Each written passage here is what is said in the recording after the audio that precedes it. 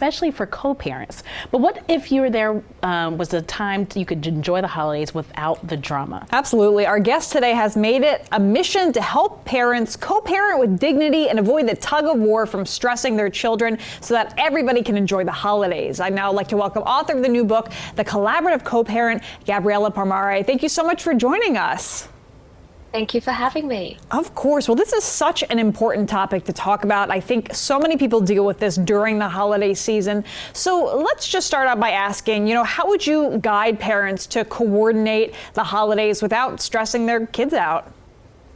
Absolutely. I think the truth is when parents compete, even in subtle ways, children feel it immediately. They start to believe they have to manage their parents' emotions or perform their love equally, which is a really heavy burden for a child. So I say to parents, you need to coordinate.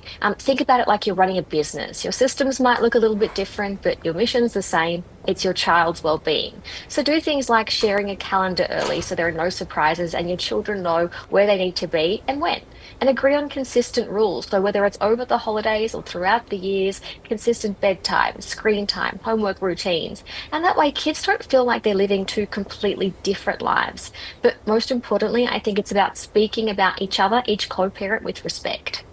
Respect is key. Yeah. I think is key here.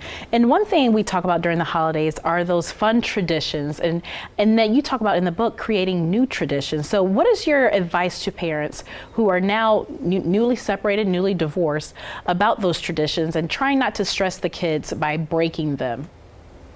Yeah, look, the first holiday after separation, it's probably the hardest. It feels like a collision of, grief and guilt. You're missing your old traditions and you're still trying to create new ones. But I think this is where the healing begins. So my biggest advice is don't chase fairness, chase meaningful time. You don't need to divide your holiday down the middle. You just need to find new memories. So I had one family where mum decided her new tradition would be Christmas Eve. So she made it a really magical night. They did baking, matching pajamas, bedtime stories. And dad kept Christmas morning and lunch, focusing on opening the presents and visiting grandparents. So once the children sort of came to expect this rhythm, it stopped being such a fight. So I don't think traditions need to be overly big or expensive. They might be simple, every year a FaceTime goodnight on Christmas Eve, or some families have a special ornament for the tree that travels between homes. So what really matters for a child is seeing both homes as a place of belonging and feeling like it's okay to travel between homes and talk to both their parents about their traditions.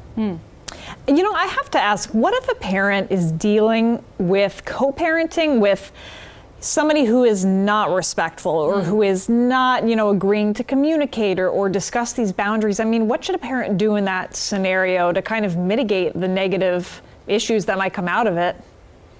Yeah, look, it's more common than you think. And I think the reality is you need to put in place the right boundaries. So even if your co-parent doesn't have respect, they speak negatively about you, they don't honor your traditions, I think the best thing you can do for your child is model respect. You can show that you are the better parent out of this, and that despite the conflict and despite the fact it is the holiday season and you aren't getting on, you're the parent that is going to show them this is how we do things nicely and calmly, have positive communication, but the barrier and the boundary will be there so that you don't put up with the disrespect, and that you close communication down when it becomes high conflict.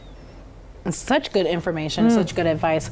And I want to ask about the book. And one of the questions I have is, when do you start having these open and honest conversations with your children, and what are the best ages to have these conversations?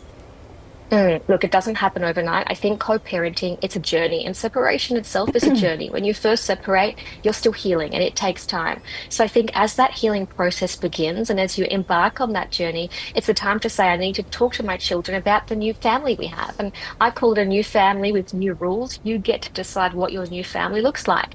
So sit down with your children, and it depends on their age. Younger children need stability and routine, so they really need to know where they're going to be and what's happening. Are we changing school? Do we need new friends? Are we changing soccer teams?